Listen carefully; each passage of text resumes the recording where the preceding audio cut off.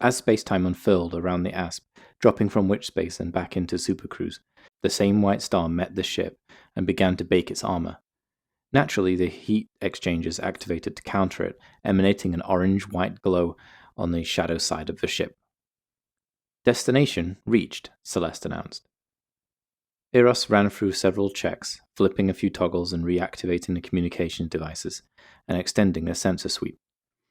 Let's get about 50 light seconds from the star, and then we can have a quick peek on the scope for any unusual activity, Eros said, Sima acknowledging soon afterwards. They moved the ship, parked, and she began her task. Alright, moon is centered and locked, and I'm going to refresh the data. Stand by.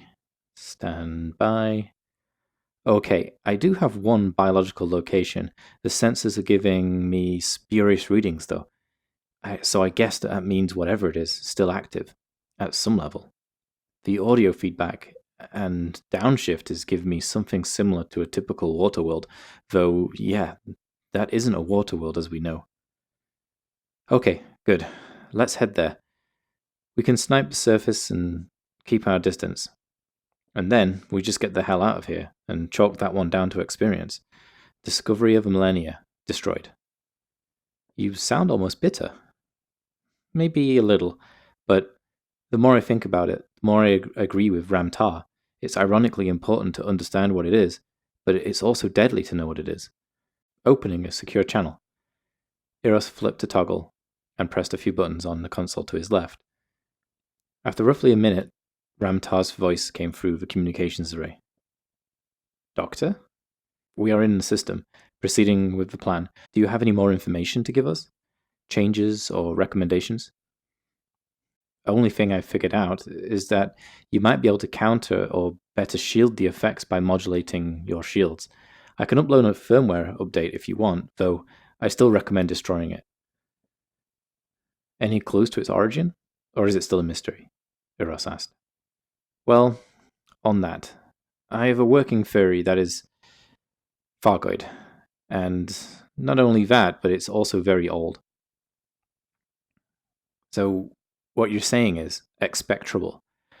Yes, expectrable. The device appears to have been developed as an equivalent to the mic.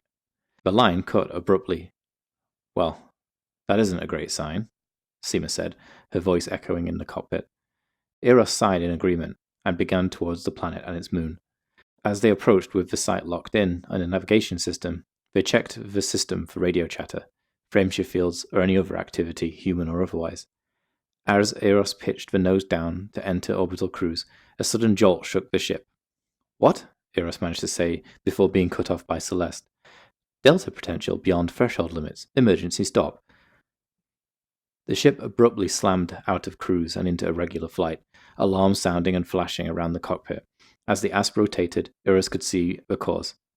A Majestic-class interdictor was clawing itself up from hyperspace and into orbit. That asp had passed over the enormous entry wake and tripped its safeties. As the sensors flickered online, the Majestic read as 40 kilometers distant. Shut it all down and pop a heatsink. Configure for silent running. Our vector takes us to the surface. We have about 12 hours before we make landfall. Shutting down all systems, including life support. Have the chemical reactor on standby. We might need to top it up every 20 minutes or so. Roger, Sima replied, activating her helmet as the coolant flush began pulling the heat from the armor itself, causing the hull to make groaning sounds. Eros, I don't think this will help us too much. I think they are already deploying fighters. You might be right. We can at least feign being hapless tourists, I suppose. Though the specifications of the systems on that thing, they could probably even tell they dragged us out of frameshift. We'd be an artifact on the return potential. They would just need to compensate for it. Checking range and telemetry. Eros activated sensors for a brief moment. Fighters were inbound. The ship was hailed immediately. So much for that. Don't bring all the systems online just yet. We need to appear mostly harmless. Lakon Echo Romeo Oscar, this is Xandar Lance Sigma 1. You're in a violation of Military Cordon 15-5. Power down and await further instructions. Copy that, Sigma 1. Violation is accidental. Your hyperspace tunnel knocked out many of our systems, including the frameshift drive. We're dead in the water. Negative. We know who you are, Dr. Madelung. We know why you are here. Comply and surrender yourself to our custody. You are heavily outgunned. Stabilize your craft and await instruction. Eros hated to simply roll over, but truth be told, he didn't fancy facing a broadside set of capital-class railguns either.